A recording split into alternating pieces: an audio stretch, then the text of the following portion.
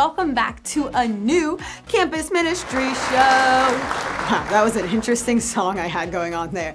But I'm your host, Miss Cybulski, and I'm super excited that you are here with us today. So to start off, we got some new news.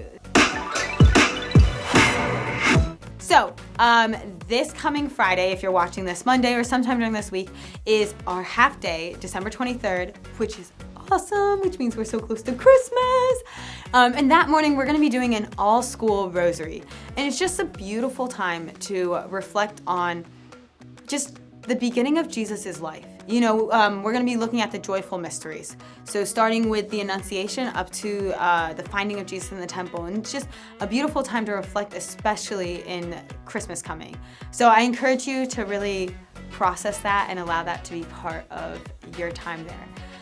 And then after that is adios, because Christmas is coming. And actually, I think this is one of the hardest times for us to be in school. So kind of getting to our show today, this relates to it all.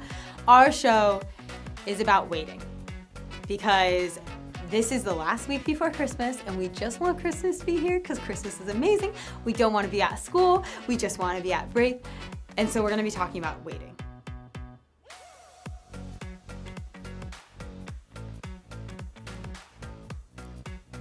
Yeah, it's hard, isn't it? That was actually really hard for me to stay quiet. If you know me, I never stay quiet. I think that might have been my record. So put it in my record book. We'll see if I can beat that next time. So we wait a lot in our lives, but let's pause a second, go back in time. First Christmas, you know, Jesus. Good things, right? Yeah, exactly. But leading up to Jesus's birth, the Jews, the Israelites, they have been waiting. And waiting forever. I mean, we can go all the way back to Adam and Eve. And with Adam and Eve, when that original sin was committed, they started waiting. And not exactly waiting for the Messiah, they're not exactly waiting for Jesus, but they know the world's messed up and they're waiting to see how God's gonna fix the world. And then when Abraham jumps in the picture, X amount of years later, they realize that we're waiting for a Messiah. They realize that there is going to be something amazing and something great, and God promised that Messiah to fix it all. And so they start waiting. Now, Abraham, in case you didn't know, was born a really long time before Jesus. So that meant that these Israelites have just been waiting. Guys, I think you should count how many times I'm saying waiting, because apparently it's gonna be a lot during this episode. These Israelites have been waiting forever. They just want the Messiah. They don't know what the Messiah is gonna be like. They kind of think he might be this amazing guy up on the horse with the sword thing charging into battle thingamabob, you know? Or they might think oh yes, I am here. I don't know, that was supposed to be a hippie. I don't think that was a really good hippie, but ignore that. But who is this Messiah gonna be? And it ends up that the Messiah comes in a manger. What other baby is born that way? Crazy. And so it's beautiful how God kind of throws that in a different way. And then it's almost that discovery throughout Jesus's life that he is the Messiah. And after his life too, that he is the Messiah. And so even when Jesus was born, people were still waiting for the Messiah, and slowly they started to figure out who he was. And God started revealing that to the people. I think the things that the Jews learned during this long period of waiting, I think they kind of gained some virtues, I guess you can say. One being patience, because I bet that was really hard to be patient that long, waiting for a Messiah to come. A second was hope, hopefulness, the hoping nature, you know, hoping that God was gonna send that Messiah to them, and then trusting, having that peace that you know that God's got you and that God is gonna provide that Messiah for you. Now, enough about these Israelites, and what about us now? You know, what about us right now? In this season of Advent, this last week that it's so hard to wait for Christmas. What do we do? How do we get there? How do we wait? And I think this waiting time of Advent really focuses on how much sometimes we have to wait in life on God.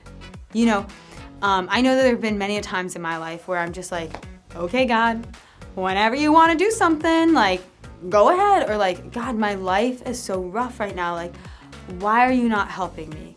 But I have that struggle with waiting, waiting on God.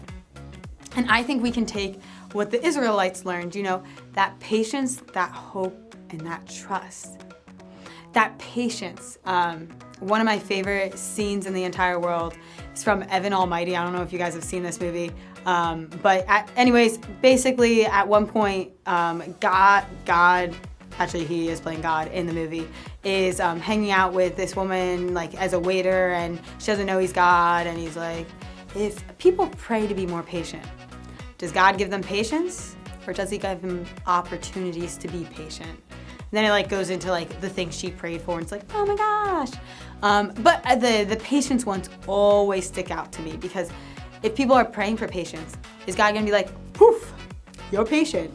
Or is he gonna give you the opportunities to practice patience? How can you be more patient? And so I think a lot of times God gives us that opportunity to be patient, especially with our crazy ongoing world that never stops, and we're like, well, all the time. He gives us those opportunities like, hey, slow down and be patient for a little bit. And then hope.